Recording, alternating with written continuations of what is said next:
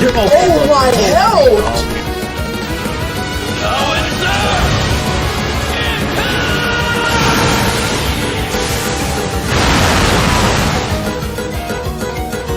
I can persevere, go forward on my own.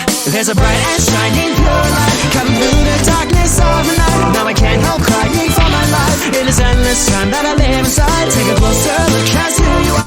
Wagwan people of today, it's me ShiverAway, and Heroes Ultimatum is a good game with a lot of good quirks. Now to counteract this, I found a really good glass cannon explosion build. Now this is super fun to use and you can exploit a lot of the nuances of the game to your advantage to win every single 1v1. Before I show you guys that and show you the little things that I picked up while I was learning about this, I'm gonna have to ask you guys to subscribe, because if you're watching the content, it's clear that you like what's going on over here at the ShiverAway channel, so you might as well subscribe. So without further ado, let's get right into it.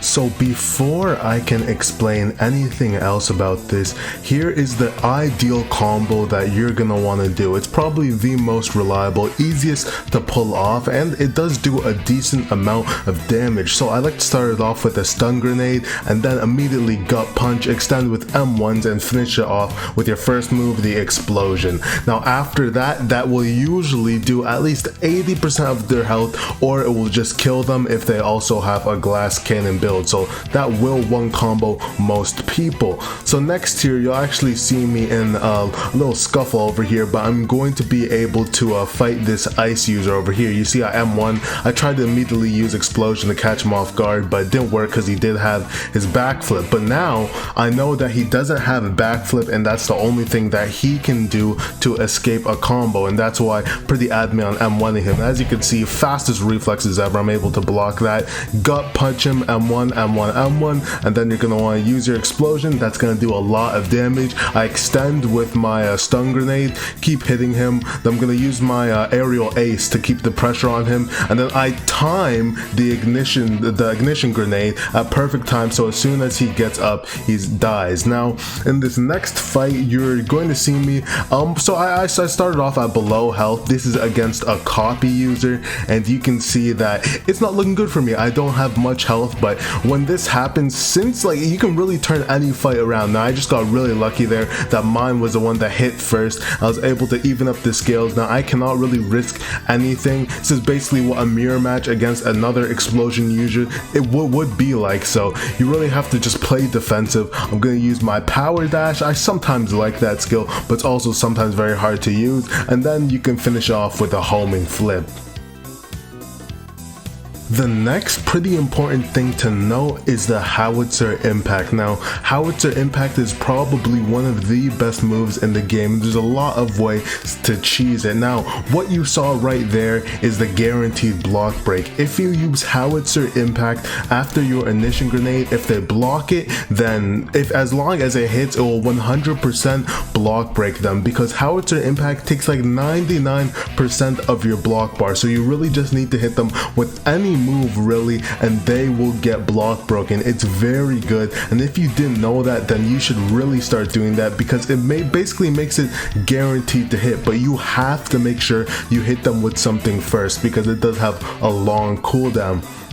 Now if you've already started it, it's actually kind of hard to cancel this move. As you can see, I got hit in the middle of it and I was still able to come down and kill my opponent. It's actually a very good move. I just wish it wasn't on such a long cooldown, but at the same time I do feel like it is kind of deserved. So with howitzer impact, remember, you just really only want to use it when you can guarantee a hit, because otherwise it'd really just be a waste, because you always want to be block breaking your opponent. So the ice user comes back, I'm able to block this. Now a stun grenade, you have to use it when people are in the air for it to hit, and then I use my ignition grenade and he's dead, because this glass cannon build, you can kill people so quickly, such easy infinite combos.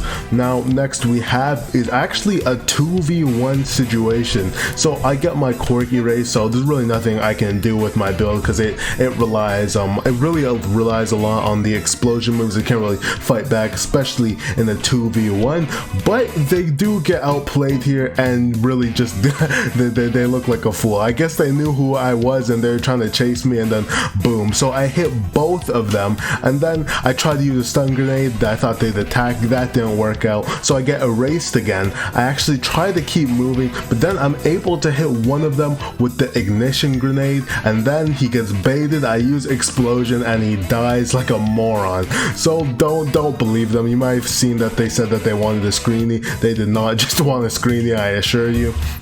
Now this guy, I've already hit him. Boom, he's block broken. You only want to use that when you can guarantee the block break. So this next clip is more to illustrate how you use the blast rush. Now this is one of the few moves in the game that just straight go through block, and it's very good because of that. However, it does have like a 10-year long startup. Now I know that a Hellflame user does have a lot of ranged abilities, and that can just cancel the blast rush, which does a lot of damage if you can hit it. So right now, as you can see, I'm trying to use my moves and I actually get my howitzer impact cancelled, but I know he's used all of his ranged abilities. Not much he can do. He's just jumped, so I used my blast rush and he's dead. There's really nothing you can do because in PvP your flipping and your jumping actually has a pretty long cooldown. Now the next one we have is against a permeation user, and I actually hate fighting permeation users. You really just have to play to their rhythm because there's not much you can do to counter it. Like their moves go through block, they have iframes. There's, especially as an explosion user, there's really not much you can do. Now I know he's used his iframes, so I'm able to use my combo, and most permeation users don't have much health, so that's why I did so much to him. And I know that he's gonna try and M1 me. I counter M1 him, he has no flip off cooldown, so he dies. Pretty simple. Now if you can pull off combos like that on the permeation user, which essentially has 2 moves, maybe even 3, that can get them out of combos, you can basically do it on anyone. Now the last clip here is actually gonna need some context. So we just happened to be in a server with the top agency, the Rex homies, and they were, they're beating us up. But explosion is also a crazy quirk for PvP in like a war type setting. So I try and get on some high ground, and then you already know what happens. Howitzer impact, they all come close together. 6 people die at one time. It just one taps them all. Talk about a success. So guys, that is gonna be it for this video. Thank you for making it this far, and I really hope you enjoyed it. Now if you did, be sure to leave a like, it really helps me out, and subscribe if you haven't already, because we're making the best content out here on YouTube. So with that, I'll leave you with one thing: explosion is perfectly balanced. Please don't nerf it. I'll see you guys in the next one.